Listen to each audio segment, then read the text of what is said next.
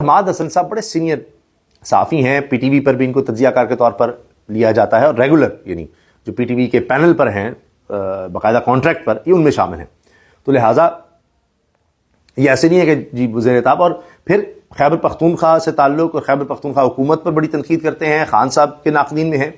وہی حماد حسن سینئر صحافی کیا کہہ رہے ہیں؟ سوال: آج کل اسٹیبلشمنٹ اور عمران خان اور پی ٹی آئی کے خلاف کچھ زیادہ سختی کیوں دکھائی جا رہی ہے؟ یعنی اسٹیبلشمنٹ، خان اور پی ٹی آئی کے درمیان زیادہ سختی کیوں دکھا رہی ہے اسٹیبلشمنٹ؟ یہ سوال ہے. جواب: نالائق صحافی جب ان معاملات میں سختی اپنے عروج پر پہنچے تو سمجھ لیں کہ واپسی کا سفر شروع ہونے کو ہے.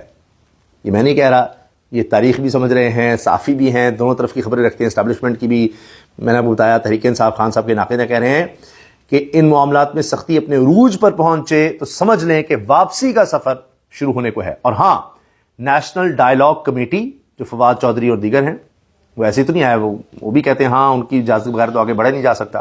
نیشنل ڈائیلاگ کمیٹی اور مذاکرات کی پیشکش جو شہباز شریف صاحب نے کی ہے، لٹکے ہوئے منہ کے ساتھ، رونے والے منہ کے ساتھ، مذاکرات کی پیشکش پر نظر رکھنا ضروری ہے.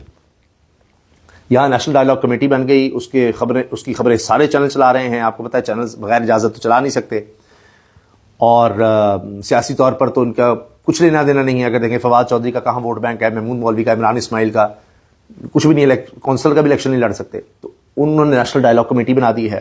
وہ وزیر اعظم کو خط لکھ رہے ہیں، وزیر اعظم ایسے بجی باڈی لینگویج گری ہوئی، ہاں مذاکرات، ہاں جی یہ کر، جیسے 9 مئی کی پریس کانفرنس کے لیے لوگوں کو بٹھایا جاتا ہے اس طرح زبردستی جیسے بیٹھے ہوں اور کر رہے ہوں. تو یہ حال ہے شہباز شریف صاحب کا. تو اس لیے وہ کہہ رہے ہیں کہ اس پر نظر رکھیں تو واپسی کا سفر شروع ہونے کو ہے. اب کیا واقعی ایسا ہے؟ اگر ایسا ہے تو پہلے تو کوٹ لکھپت کے تالے کھلیں گے اور وہاں سے کچھ لوگ رہا ہوں گے، اور پھر اگر خان سے ملاقات ہوتی ہے تو پھر واقعی وہ خبر ہوگی. لیکن یہ میں آپ کو بتا رہا ہوں کہ حماد حسن صاحب جو ہیں نا، ان کی خبر کو آپ رد نہیں کر سکتے. ان کی کوئی خبر اب مجھے یاد نہیں آ رہی، ہاں دیر ضرور لگی ہوگی، لیکن ان کی جتنی مجھے یاد آ رہی ہیں ابھی خبریں، دیر سے صحیح مگر وہ درست ثابت ہوتی ہیں.